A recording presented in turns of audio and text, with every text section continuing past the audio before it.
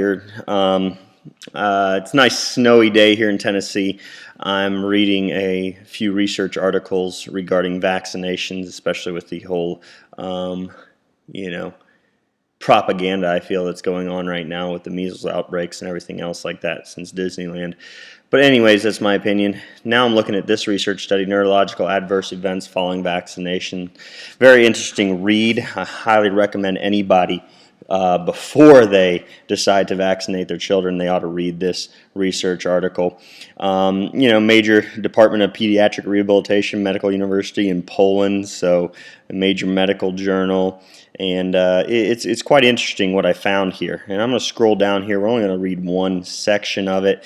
There is amazing information in this so that people could be highly informed before they decide to vaccinate or not to vaccinate. So just reading that, I like information. I like to read. I'm not a researcher, but I am somebody who reads a lot of research. So scrolling down here, my computer's kind of slow. Give me a second here. And then I want to combine this information that we're going to look over in this research study with two other articles. So here we go. Here it is. In the literature, neurological symptoms are usually connected with pertussis, that would be the whooping cough, component of the vaccines, including cerebral cry, according to Cody, occurs in 1 in 1,000 of vaccinated subjects. Cerebral cry is basically inflammation and pain, basically a severe headache in infants. So 1 in 1,000 will suffer with that. Seizures, mild, feverish, triggered by the pertussis endotoxin. So again, whooping cough endotoxin in 10% of vaccinated subjects. Convulsions occur without elevated body temperature. That is a very big risk factor there when you have a seizure without elevated body temperature. So severe seizures occur, according to Waller, another research study, 1 in 106,000 children. In serious complications such as encephalitis, encephala, so that would be inflammation of your cerebral hemispheres, basically inflammation of the brain, occurring in that many of those vaccinated with DTP, encephalopathy, again, inflammation of the brain, and pathology of the brain, 1 in 140,000, 1 in 300,000 of the vaccinated, which may result in mental retardation. So we have, at least these numbers right here, and those are probably generous or low numbers because of the poor recording of vaccine adverse effects. So mental retardation, recurrent seizures, epilepsy, particular myoclonic, some other syndromes, changes in the central nervous system compared to those which occur in the course of meningitis, encephalitis were reported. So some problems here. Now let's talk about this. So yeah, those numbers may not be huge. And some people may be, well, what about infants dying of whooping cough? Wouldn't these risks right here be outweighed by the benefits of saving children's lives by vaccinating people?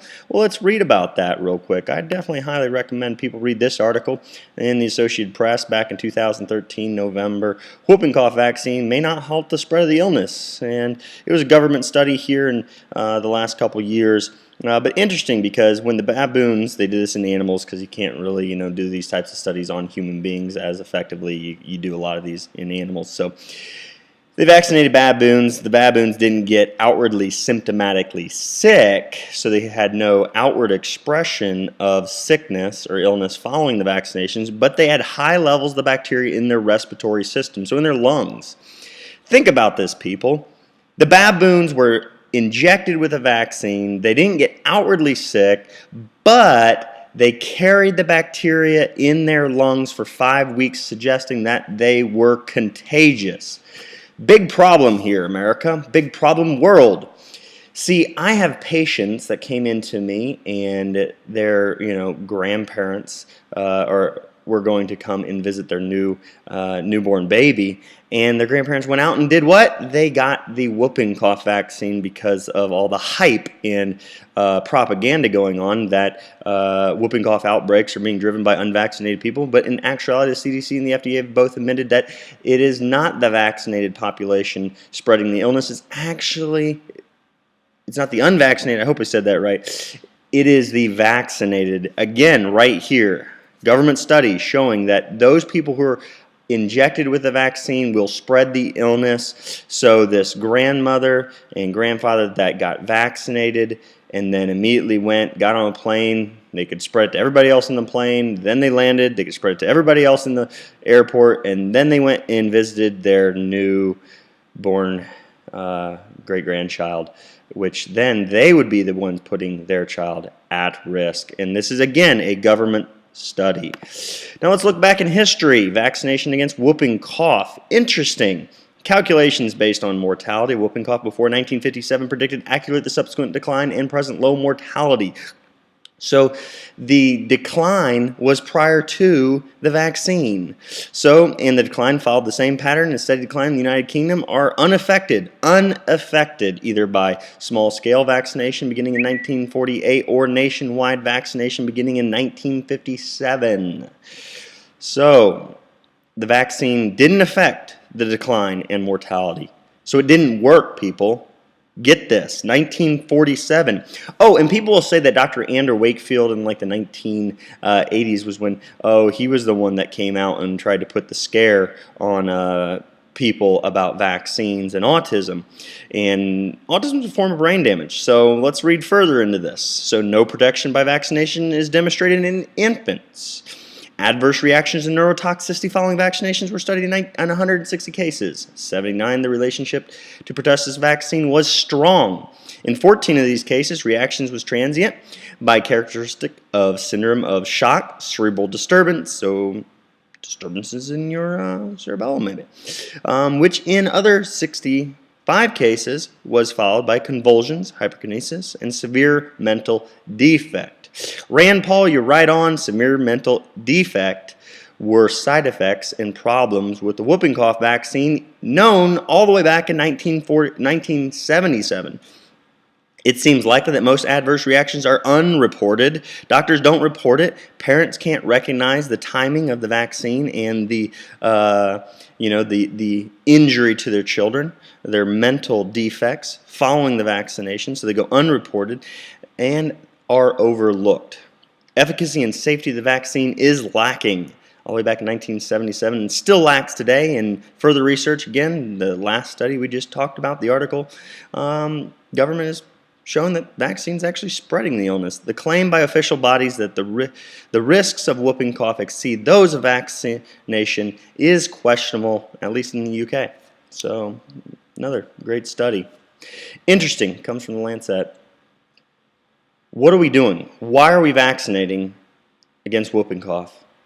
If the vaccine itself spreads the illness, again, government study, recognized by a government study, the vaccine was never shown effective, again, all the way back in 1977, and furthermore, we're putting children at risk of mental defects, brain damage, according to this study done in 2009, Neurological Adverse Events Following Vaccinations. So, America, parents, make your own decision.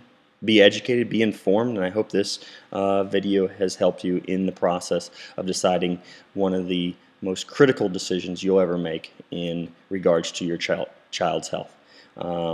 I personally will never vaccinate my children, and I'll stand firmly on that decision and defend that with whatever means are necessary. I believe that, and I believe that everyone else should do the same when they choose whether to vaccinate or not to vaccinate. But please, God, allow this to always be a choice. Your health is your decision. Your child's health is your decision. It is not the government's decision. It is no one else's decision out there except for ours, because God gave us the gift of our children, and it is His gift to us, not the government, not to anyone else. It is ours. So we will make that decision, and according to this, I'm going to make the decision not to vaccinate, at least with the whooping cough vaccine. All right, hope this video was informative for all of you. God bless. Have an amazing day.